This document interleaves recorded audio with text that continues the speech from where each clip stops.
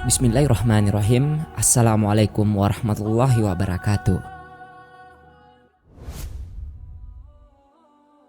Suatu ketika Rasulullah diberi kesempatan untuk dapat melihat bagaimana kehidupan di akhirat. Saat itu Rasulullah sedang bermi'raj ke Sidratul Muntaha dari Baitul Maqdis. Saat Rasul berada di langit pertama, Jibril mendampingi beliau dan menyaksikan perilaku-perilaku unik yang selalu mengundang rasa ingin tahunya.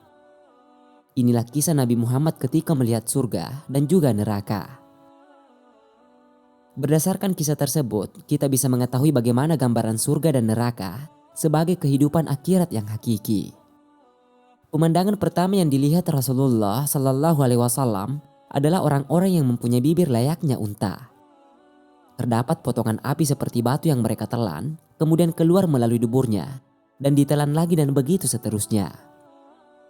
Rasulullah bertanya siapakah orang-orang itu. Mereka adalah orang yang memakan harta anak yatim. Setelah itu, Rasulullah melanjutkan perjalanannya dan melihat orang-orang dengan perut membesar. Banyak unta gila yang menginjak-injak perutnya. Kemudian Rasulullah bertanya, siapakah mereka? Mereka adalah orang-orang yang memakan riba dan biasa meminjamkan uang pada orang lain, tapi meminta imbalan dengan jumlah lebih besar. Rasulullah juga melihat orang-orang yang memakan daging yang busuk, meski ada daging yang lesat dan empuk di hadapannya. Rasulullah kembali bertanya, siapakah mereka? Mereka adalah orang yang membiarkan istrinya dan memperhatikan wanita lain yang diharamkan baginya. Gambaran yang disaksikan oleh Rasulullah memberikan pelajaran yang sangat berharga. Pemandangan ini dapat dikatakan sebagai kiasan perilaku manusia yang terus ada di panggung kehidupan manusia. Kisah Rasulullah menyaksikan pendosa di akhirat dapat memberikan gambaran bagi kita betapa menyedihkannya kehidupan seorang pendosa. Beberapa tipe manusia yang ditemui oleh Rasulullah Shallallahu Alaihi Wasallam ketika Mi'raj, yakni memakan harta yang bukan haknya, melainkan harta anak yatim, memakan harta riba, dan juga pesina. Berbagai kalangan termasuk dalam golongan tersebut, baik pejabat negara maupun dari kalangan masyarakat biasa. Bahkan keburukan itu dapat dilakukan di pagi, siang, atau malam hari, baik di pasar, hotel, ataupun tempat yang lainnya.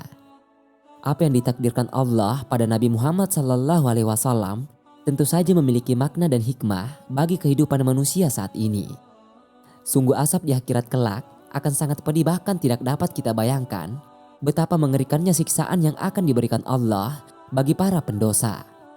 Oleh karena itu, jika kita ingin selamat dari semua siksaan itu, maka kita harus menghindari perilaku buruk atau dosa tersebut. Pada puncaknya, Rasulullah Shallallahu Alaihi Wasallam menerima perintah dari Allah untuk menunaikan sholat wajib 5 waktu. Dari perintah ini kita dapat mengambil hikmah bahwa sholat adalah ibadah yang dapat menjauhkan kita dari perilaku-perilaku buruk, seperti yang telah diperlihatkan Allah pada Rasulullah di langit pertama.